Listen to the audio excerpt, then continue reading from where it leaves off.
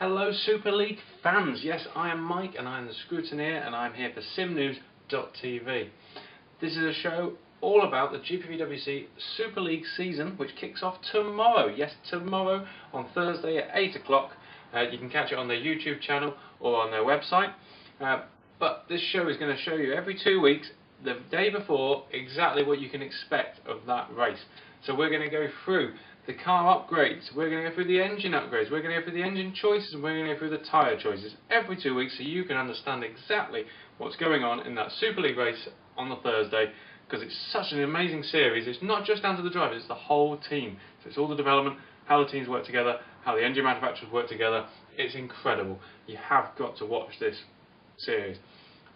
So what can I tell you about tomorrow? Well, actually, not as much as normal, because it's even cars tomorrow. It's too early in the season. It's round one. It's Melbourne. What does that mean? It means even cars. Nobody's put a bolt of upgrade on that car at all. There's no engine upgrades. There's no car upgrades. The engine choices are all the same because all the engines are 100%. It's incredible in that way. So actually, this is the one time in the whole season we get to see exactly who's the best driver out there. Are you a driver watching this? Show me tomorrow that you're the best driver out there.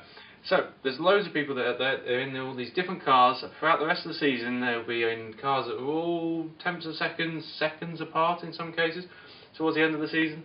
This is the one time we get to see who is the best. Yes, David Fite was champion last year. Did he win this round? No, he didn't. So, it's really interesting to see what goes on. There's so many different drivers out there that can do really well, and I'm really excited to see tomorrow what happens. One thing that we can tell you, though, that might make a difference, is the tyre choices. So that has happened. So it's about the only thing that's different in these cars is they've made a choice on tyres. So this is the change from last year. So this time, as we discussed in previous episodes, go back and watch if you haven't seen it, there's 5 tyre compounds that they can choose from. So we've got the ultra soft, we've got the super soft, we've got the soft tyre, we've got the medium tyre and the hard tyre. So there are 5 options. So of those 5, teams have to pick 3, yes just 3, on the Friday before the race. So they've locked them in already.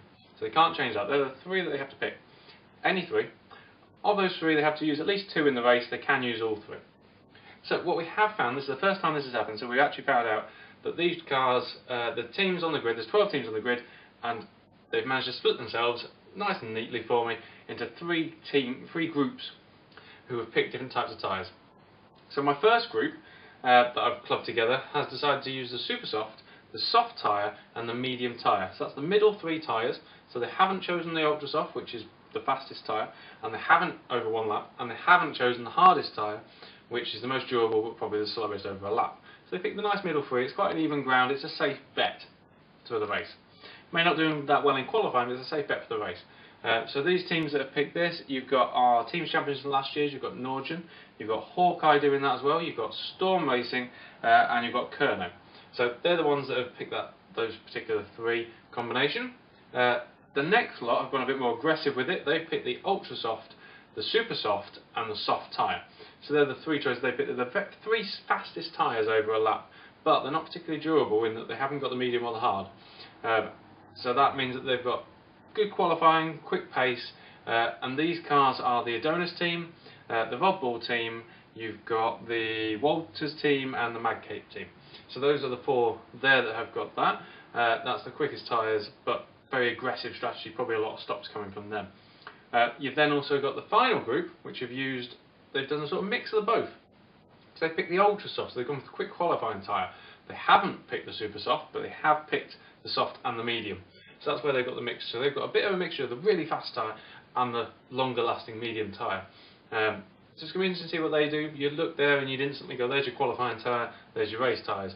But that might not be the case. Who knows? These teams are the rest, so you've got Woods, Red Archer, Green Stripes and Street Fighter doing those 4. It's really interesting to see that the whole grid, given a complete free rein, has picked 3 very separate options there. It's really interesting, and they're not grouped by, say, engine manufacturer or anything like that. It's completely off the mark. It's really interesting to see what's going to go on. I'd expect that first group probably to do a lot less stops, and they've got the tyres, so they might do, say, 2 stops, maybe 3. The middle group might even do 4 or 5, because they've got the last group. Could have a mixture, because you've only got to use 2 of these compounds, so they could use the 2 softest ones, but put them in the same group as the middle group, but they could use the harder ones, put them in the same group as the top group. So who knows exactly. It's going to be really interesting to see. We'll get an idea from qualifying, but if you do see in qualifying that top group, particularly the teams champions in origin, down the back of the field potentially, because there might be 8 other teams that have used the ultra soft that's two or three tenths quicker, then don't go out yet, because they'll do an awful lot less stops. So it's going to be really interesting to see over the next race in Melbourne tomorrow. We've then got Sochi in 2 weeks' time, where they will have bolt-on upgrades, they will have engine choices, so catch me again and I'll tell you what they were. We've got the Super League show next week. They're going to tell you all about what happens tomorrow. So they're going to go through the Super League race and exactly what happened and see what came out of that race, all the talking points. That's with Jake, Josh and Casper. So catch that next week. In the meantime, we've also got Parker's Pit Stop, doing another interview there with a prominent member of the sim racing community. So make sure you check that one out. And if you've been lucky enough to watch the Formula Challenge or the Super Cup over the last 2 days, make sure you catch Anderson's Access at the end of the month as well with Josh. He's looking at everything that's gone on over the whole month of Super Cup and Formula Challenge, and they were incredible races. So go back and watch them. Make sure you subscribe to our channel below, because if you haven't, you're missing out basically. But at the same time, there's an awful lot more coming, other leagues coming on board, lots of stuff happening. It's an incredible time to get involved in SimNews.TV. I shall see you in 2 weeks' time. Don't miss out, because you will not understand as much of the Super League as you can. And it's this incredible series. You can't find this anywhere else. It's as real as it gets without physically getting in a car yourself.